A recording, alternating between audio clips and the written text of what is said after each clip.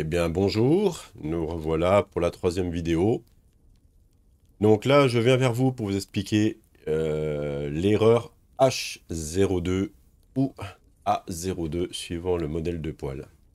Voilà, le A02 est un problème lié à l'extracteur en fait qui se retrouve bloqué ou non lu euh, par la carte électronique. Donc il y a un contour dessus. Alors vérifiez quand même la prise qui est branchée dessus. Il y a une prise qui est reliée sur l'encodeur.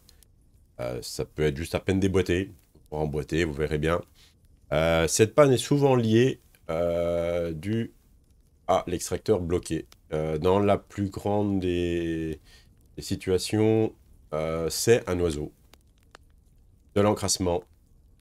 De toute façon, beaucoup est lié à l'encrassement hein, sur les problèmes de poêle. Il suffit de démonter votre poêle. Hein, si vous voyez l'extracteur depuis le haut, depuis la boîte à fumer, vous faites tourner les hélices, vous verrez bien si elle tourne ou pas. Si elle est bloquée, bah, c'est quelque chose dedans. Dans ce cas-là, on démonte l'extracteur et vous pouvez avoir ce genre de surprise. Voilà. Un petit oiseau, malheureusement, hein, qui est descendu par le conduit de cheminée, donc dans la gaine ou dans le conduit, hein, qui a essayé de sortir et malheureusement, bah, il s'est retrouvé coincé dans l'extracteur. Et ben oui, forcément, bah, ça met le poêle en panne, hein, parce que comme il est dedans, j'en ai déjà vu plusieurs hein, d'oiseaux comme ça. Bon, bah, il suffit d'essayer de le retirer, soit avec un aspirateur, soit avec une pince. On démonte quand même, parce que là, on le voit, hein, on arrive à le voir depuis la boîte à fumer, mais vous avez ce cas-là où il faut démonter l'extracteur, car il n'y a pas de visuel. Donc on démonte les 4 petites vis. Le joint forcément va s'abîmer, donc bien remplacer le joint. Soit vous rachetez un joint qui est adéquat, soit vous achetez un joint basique qui résiste aussi à la chaleur, hein, bien sûr. Puis vous le collez tout autour, vous remettez votre extracteur et puis c'est parti. Hein. Donc bien sûr on en profite pour tout nettoyer. Hein. Et si on veut éviter ces problèmes, on met un grillage autour de votre chapeau. Vous voyez, il y a quand même la maille qui est assez grosse, comme ça, il n'y a pas de problème d'encrassement, de particules qui vont se coller et puis qui risquent de boucher le grillage et puis la cheminée. Si c'est une cheminée, bien sûr, ben, on met tout autour de la cheminée, mais on ne pose pas dessus la gaine ou le conduit. Interdit.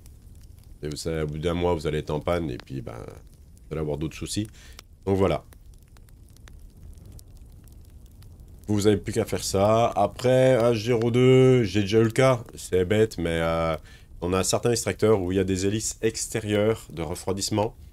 Il suffit de démonter les côtés de votre poêle. Et j'ai déjà vu, moi, un granulé, un tout petit granulé, hein, qui est tombé malheureusement juste à cet endroit-là et qui a bloqué l'extracteur. Hein.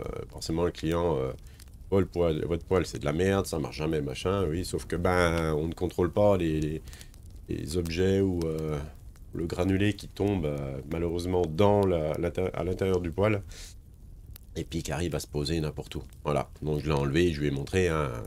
Il était un peu désolé de ses propos, mais au final, le client a été dépanné, il était content et son poêle est reparti. Voilà, donc avant d'appeler des techniciens pour les faire déplacer pour rien, faites un petit contrôle, ça ne coûte rien. Vous démontez les côtés, vous faites, même sans démonter des vis ou quoi que ce soit, vous démontez votre côté, vous voyez votre extracteur, vous faites tourner la partie moteur, vous voyez tout de suite s'il y a un blocage. S'il y a un blocage, c'est quelque chose dedans. Après, j'ai déjà eu le cas sur des extracteurs à masse, qui ont un léger point dur, et l'extracteur ne se lance pas au démarrage. De toute façon, vous voyez, hein, vous démarrez votre poêle, si vous avez déjà l'erreur H02 ou A02, vous prenez la masse, vous la faites tourner à la main, vous allez voir le poêle va partir. C'est qu'il y a un léger point dur, ça vous ne pouvez rien y faire, c'est l'extracteur à changer. Après, une panne liée à l'encodeur, oh, c'est très rare. C'est très rare. Peut-être à peine débranché sur la carte, sur l'extracteur, enfin, non, moi j'y crois pas forcément. J'ai rarement eu le problème, peut-être une fois, où j'ai changé quand même l'encodeur, mais c'est très rare, c'est juste une petite carte qui lit, il n'y a rien de... Non, pour moi, ça peut pas tomber en panne. Voilà. Sur ces propos, ben voilà, il n'y a pas grand-chose à dire sur sur cette erreur-là. Donc, bien sûr, hein, comme d'habitude, si vous avez des questions, n'hésitez pas à me les poser, j'y répondrai dès que je peux. Et bah, je vous souhaite une bonne journée et puis à demain pour une autre vidéo.